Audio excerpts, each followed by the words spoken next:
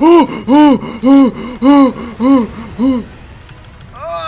God, collaterals! Howdy, howdy, howdy, howdy,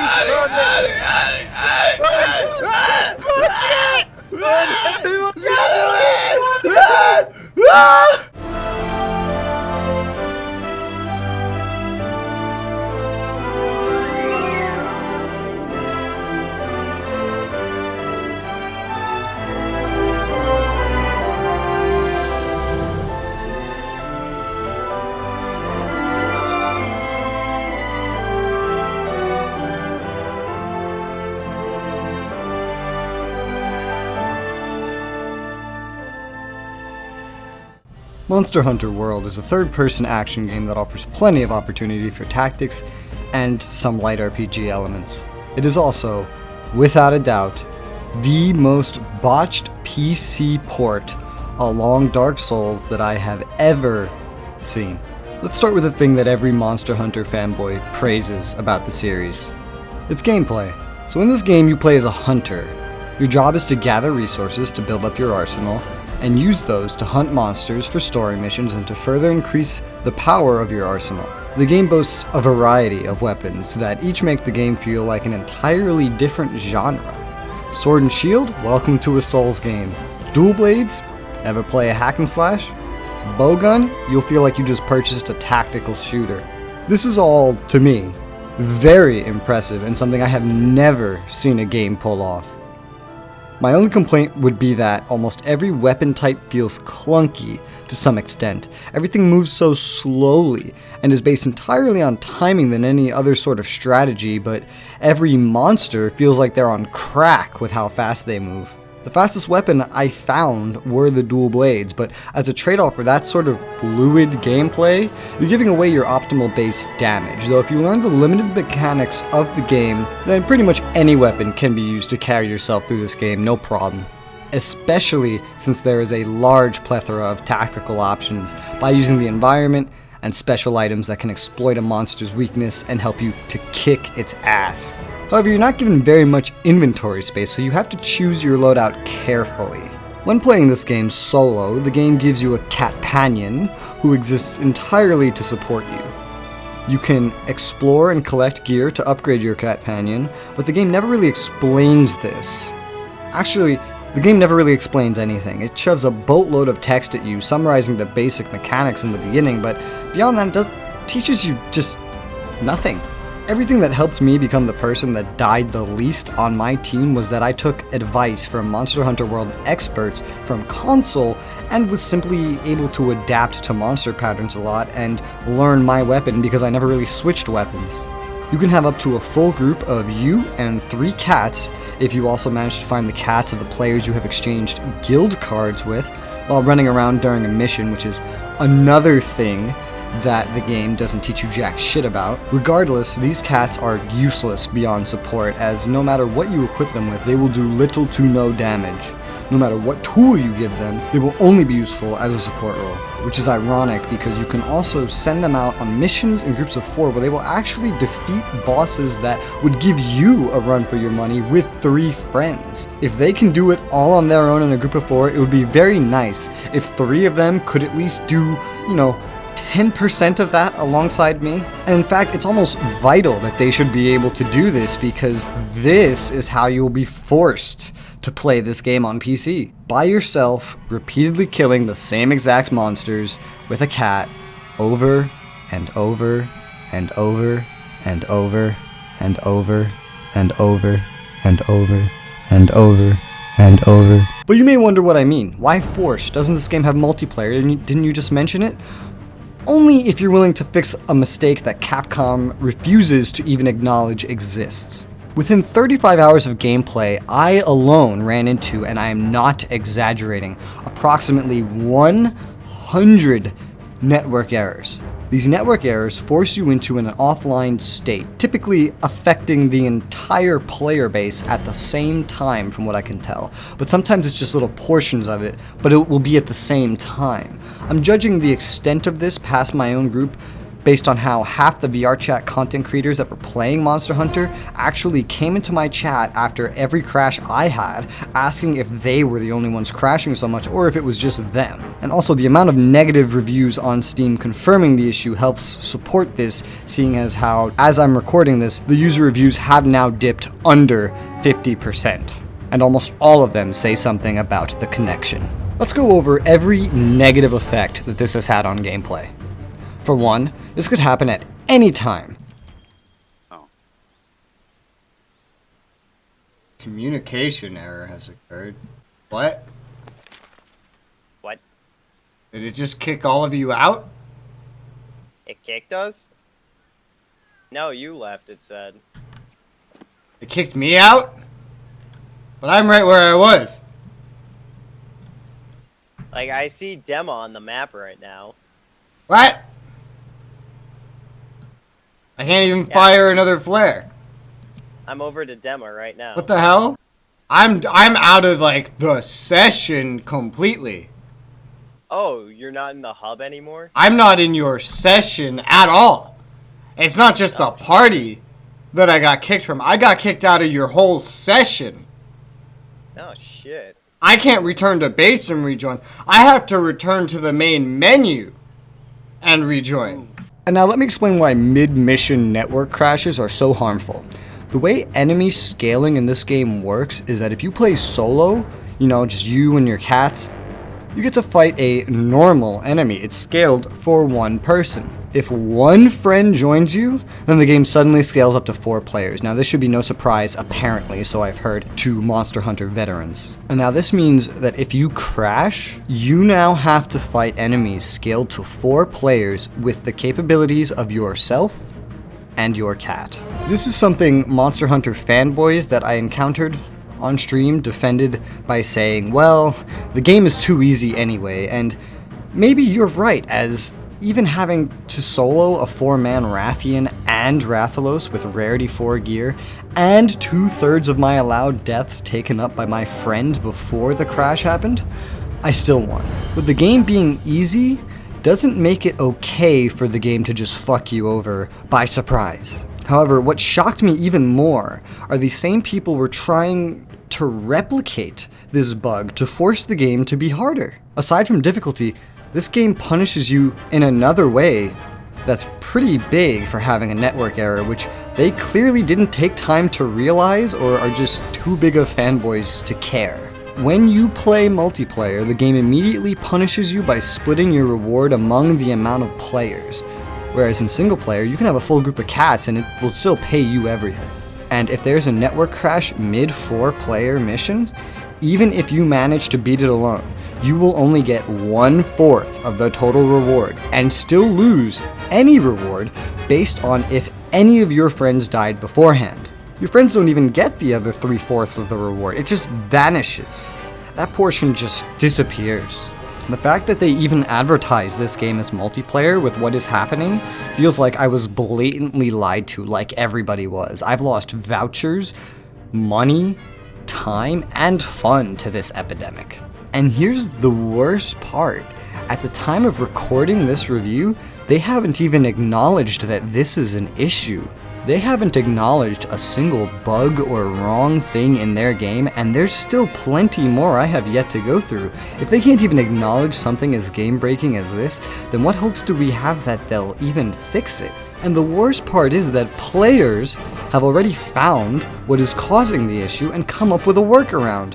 A workaround that, once you know what it is, you realize this could be fixed in a couple of minutes by someone on Capcom's end. The problem found is, to my understanding, that the game is sending network packet data through the wrong path, and the way to fix it is to simply put a launch command on Steam to force the game to communicate the data differently. This was actually only published about an hour before I'm recording this, by the way. If I pay $60 for a game, I sort of expect it to work, you know? And if it doesn't work, then I expect it to be fixed by the developers, not ignored while players try to make the best of a shitty situation. What makes this so bad is that during the few moments the network actually works, you get to see just how fun of a game this could be. Where's my Dragonator? Oh, God, there. 10 out of 10. One thing about multiplayer that isn't so big, but seems like it would be common sense not to set up your gameplay progression like this, would be whenever you enter a new story mission, you are forced into single player, which, fun fact, you can still be disconnected from by a network error until you find the boss. After that point, you can shoot up an SOS flare or leave to rehost the mission to get your friends to help you. What I wonder is, why can't I just bring my friends from the get-go? Like, hello? Common sense? Do you only hire people without it? But clearly, the multiplayer isn't the entire game, so let's return to everything else. We have more to cover gameplay-wise, so let's see. Can we start with how in an old article covering the game's PC release, Capcom was quoted stating that this game was a rebuild for a PC and not a straight console port. And that's why it was going to take 3/4 of a year to pull it off. And then the game released, with every single bug and issue that the console versions released with. Every additional feature and fix on the console versions are missing. Close to the release of the game, it was confirmed that it will be in console state. When I compared my version to the versions my Stream Chat's console players had, we found this pretty much was a direct copy and paste of the console game on launch. This isn't a rebuild. This is a low-effort port meant to cash in on day one sales, same as Mass Effect Andromeda. The state of this port should be indicative of how well done the keyboard and mouse controls are. Summed up, they're shit. When you stop moving your mouse, your camera takes a full second after to stop actually moving. And this can be fatal the higher your sensitivity is. Okay, mouse control. This is so hard to describe. So, to describe the mouse control, right here, there's a delay between when you move the mouse and when the mouse starts moving, and a delay when it stops. Look, watch. I'm gonna say stop when I stop moving it. Stop. It moved halfway. Is there a stop moving the camera when I stop moving my mouse button? Here. Or nah? No, there's not. There is no option to disable mouse acceleration, and the default key bindings are nonsensical in some cases. The game prioritizes teaching you how to sprint by pressing B. Press B to sprint. As a side note, it mentions you can sprint as shift, but it wants you to use B. Yeah, I'm here. How you doing? B or shift? I'm sorry. Why would it be B? Who binds that to B? Oh, okay. I guess I'm Spider-Man. But now that we've established that Capcom lied and that this is not a PC rework, but instead is a low-effort console port that I'm sure many fanboys will say to simply use a controller, because that's what the game was designed for, as I'm sure they would have even if it was confirmed a PC rework. Except the problem is that this game did not release with built-in controller support. There's no built-in support for controllers on a straight console port. Anything I can do to fix these controls? Steam page. Controller. Partial controller support. So there's gotta be something. Right? That would indicate that there's something. Nothing can stop us. Shut up. Think about that. The only way to make a controller work in this game is to use the Steam API to forcibly make it work. And that introduced a fuck ton of new issues for people taking that route. Don't even try to rely on the lock-on mechanics the game offers to get around these poor control choices though, because those constantly fuck up as well. Good luck navigating the menus in-game, by the way. It's a nightmare. And later into the game, you can find yourself with so many menu layers open that it takes forever to back out of them, especially when you're crafting. Oh, also, and back to the keyboard controls, here's just a question. Forget the context of Monster Hunter for a second. Let's say you're going through your menu in-game, and whatever you're doing, maybe you're done, or maybe you need to get out of your menu real quick, you just want to exit your menu. What is the button you would press to get out of your menu? I'll give you a second. Was it escape? For me, and everyone I know, it's escape. Escape in this game is a key binding that is used to access additional parts of a menu. So let's say you're going through your loadout and you finish doing whatever it is what you want to do and you want to back out of it. You hit escape. Now it's suddenly asking you what you want to name your loadout. So you think, oh, this is something I have to do before I exit this, right? Okay, so you name it. And then you hit escape. And then it asks you again, what do you want to name your loadout? You're like, I already just did this, so what's going on here? After a couple minutes of getting stuck in that loop is when I realized that escape is actually the equivalent of a left click, just as a secondary one for options that they couldn't fit on the mouse. And you know why they couldn't fit it? Because their escape button in every context is your right mouse button. That's right. To exit everything is right click. Escape is a secondary left click in the menus. Let that sink in. And now while you're doing that, let's talk about more fun gameplay features, such as how melee and ranged attacks monsters do can clip through any surface, plane, mesh, friend, enemy, or collider in their path. Combine this with how they can detect you before they see you if you are not in cover, or using a ghillie mantle, which is this item that lets you hide no matter what you're doing, even if you're running in front of them, as long as you don't attack them or take damage anyway. And you have a recipe to getting killed by something that shouldn't even have known you were anywhere near it, while failing to even see exactly where it was. Oh, okay, he's breathing fire through the floor trying to hit me. Nice. But if their attacks clip, that means yours can too, right? So it's fair, right? No, just enemies. You are limited by realism, but enemies are not. Nice. Oh, and more on clipping. Monsters seem to only have center mass colliders. This means that if you mount a monster and knock it to the ground near a ledge that leads up, its entire head can and will clip through that ledge and leave you unable to attack its most vital part.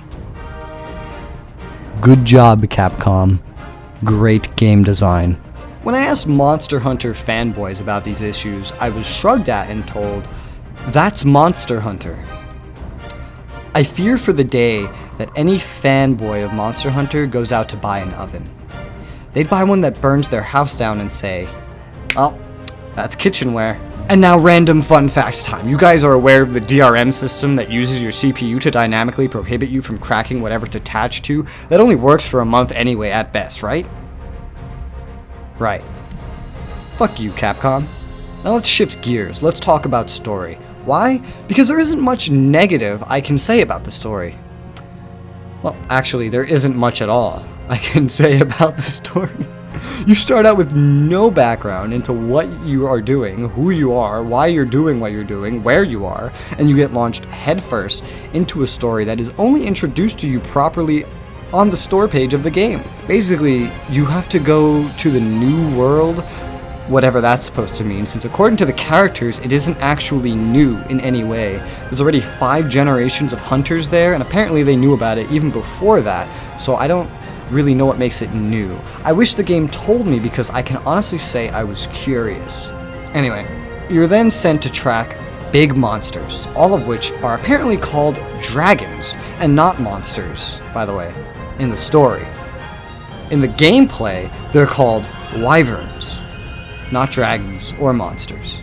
That's something that took me about 30 hours to figure out, which made actually navigating the game and completing objectives very difficult, because I don't really know what a brute fanged wyvern is, because they never mention it in the story.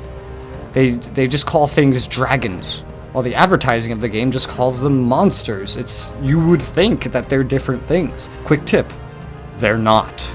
To figure any of this out, I didn't even naturally come to this conclusion. A Monster Hunter expert, someone that's played like every single Monster Hunter game, had to actually tell me. Your character is constantly presented tasks with little to no explanation, and you solve them with little to no explanation in the story as well. Seriously, you're given an investigative task, and all you even end up doing is just beating up a monster, and then suddenly your handler, which is your NPC partner whose entire job is to speak for your silent protagonist, suddenly solves everything, regardless of the issue. I'm assuming story in the Monster Hunter series is about as important as story in Black Ops 4. Hope you got that. Because that's how it feels. Now let's talk about the main thing that people say doesn't matter in video games, but also what people say matters the most. No matter what I say here, I'll piss someone off. So let's get started. Alright, you may have noticed by now, but this game is beautiful. Selectively. Having done some direct comparison to consoles, I found that almost all the graphical assets are copy and paste with little to no improvement. But for a console game, this is seriously impressive. For a promised PC rebuild of a game, not nearly as much. Indie games from 2013 look better than this high-budget piece of... The monster designs all look really nice and unique and never feel like a copy and paste of each other, surprisingly. Except when they are. Customizing your graphical experience, furthermore, has never been so painful. There are little to no options that you have any control over, but the most important thing to note about the ones you can control is volumetric fog. This option makes the game look like garbage, and steals 20 frames from you, reliably. Why is this even in the game? You could disable. Holy shit! Oh my god, guys! Okay, first off, just notice how the game suddenly becomes clearer, and more colorful, and nicer to look at. Also, I gained 20 frames when I turned this off. I actually gained 20 frames. And the game looks better. Wow. Hell yeah, we're fucking turning that shit off. Bye-bye. Why would you even put that in the game? Is that supposed to look good? Hello? Okay. Damn, everything looks nicer now. Yo, pizza. How you... That's not pizza. Fuck. There's no option to change bloom, which is a bit of a pain since the bloom in this game can be blindingly bright at times. No option to remove the never beneficial setting known as depth of field, which goes twofold for this game, since the depth of field in this game can't even seem to determine distance correctly. I have put people and objects right in my focus, or right in the center of my camera, and tried to look at them before, and dealt with them looking incredibly blurry. If you can't at least make it function as intended, let me disable it. There's nearly no anti-aliasing options, which makes everything in the game look a bit shitty at a distance, which probably leads to the only good thing about this game's graphics, is that the view distance is pretty high, higher than, say, The Witcher 3. However, AMD users beware, every anti-aliasing option available is NVIDIA. Though NVIDIA users also beware, your Monster Hunter game-ready drivers have been reported and confirmed even by Angry Joe Show's Delrith to destroy framerate. This has also affected several of my friends. If you are playing this game, do not upgrade your drivers, at least if you're NVIDIA. Or if you have, roll it back. Continuing, I can't tell if half the textures in this game are supposed to look so low resolution or if that's a bug. According to a quick internet search, it's apparently a bug at higher settings that they don't load, but I don't actually know if that's confirmed. Model rigging is also completely fucked up in this game. You'll notice this literally 10 seconds into the game. Every facial animation in this game is a true work of horror. Expression! What's the difference? Oh!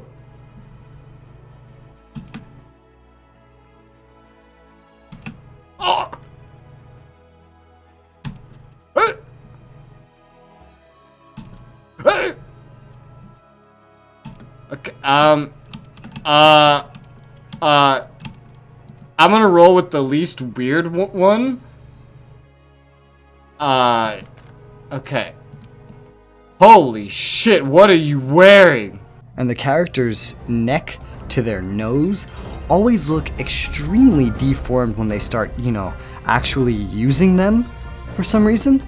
Even in cutscenes. Maybe it's just me, but it actually makes me nauseous to look at.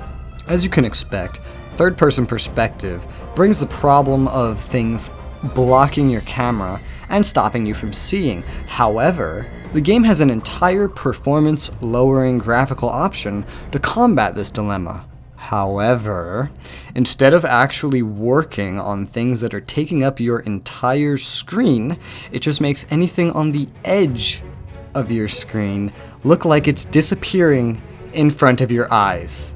And no, you can't turn that off either. The game also features motion blur that you can't turn off.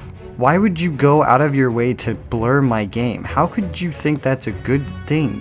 You know, motion blur more often than not just makes people nauseous in video games. Another thing is that screen space reflections almost never work, and ironically still eat away at your performance regardless. If you're gonna make my game slower, then at least let me experience the apparent beauty that is slowing it. It's like consuming the resources of The Witcher 3 and giving me Undertale instead. And amazingly, with how bad this game looks compared to, say, The Witcher 3, I actually get less than half the frame rate of The Witcher 3 when on max settings in Monster Hunter World. Logic? The levels aren't nearly as big as The Witcher's, but boy, oh boy, let's start talking about level design. It's bad. It's really, really bad. Areas are just chokingly tight, narrow corridors that lead to more narrow corridors, with the most open areas in the game being the size of a house. Capcom, you realize you're making a game about fighting giant monsters, right? Shouldn't you and those monsters have space to, I don't know, move? Well, you know, at least stop monsters from being able to attack you through objects if you won't give me the space to move around. Or better yet, give me the space to move around. Thanks. There was only one thing I liked about how bad the graphics were. The ocean. It was hilariously bad, and not hilariously bad like I'm angry about it. I mean, it was hilarious, as in how lazy the effort was on it.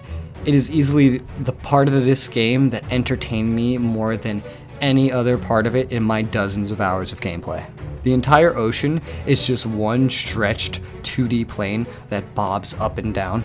Splash effects on the water are also 2D planes that you can actually watch clip through the 2D water when it bobs up and down.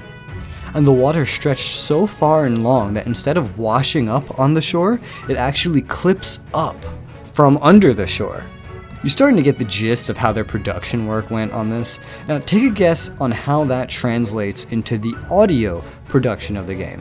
To be fair, this is probably the part of the game that has the least amount of problems. The sounds don't really strike me as remarkable or stand out, but they're not bad.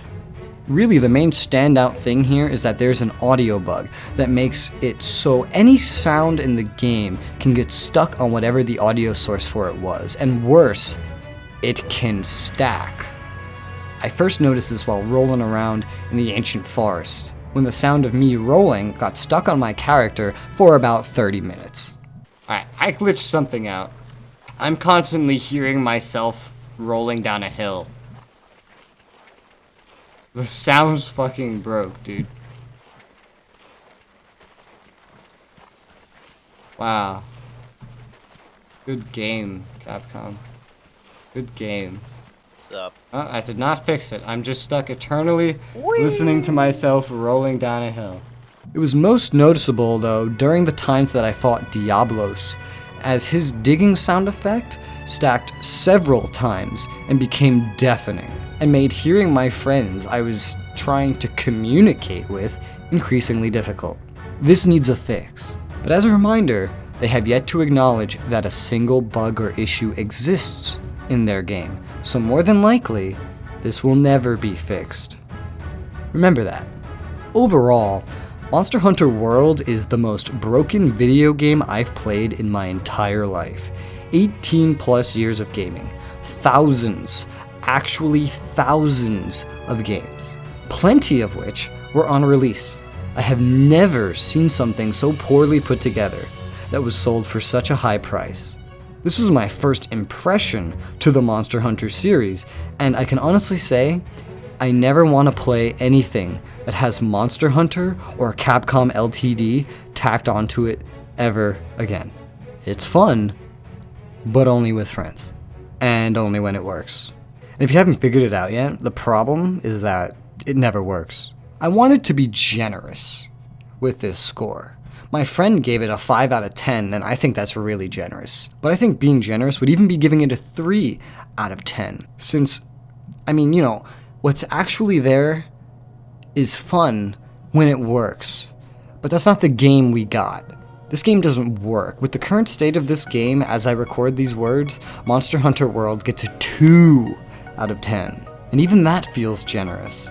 This game sets a horrible precedent for all video games to come. If shipping games out in a state like this becomes a normality in the world of AAA titles, we are all in for a shit show. This game is not worth your money. Not even for $1. It would need fixes of a scale that would take an entire another game development cycle to work properly enough to justify spending a penny on this. Hopefully you found this informative. Like and comment if you liked it, dislike and comment if you didn't. Either way helps boost this video in the algorithm. Make sure to subscribe if you want to see more, or check the playlist linked in the description to see my thoughts on other titles. And I'll make sure to see you on the next Res Reviews.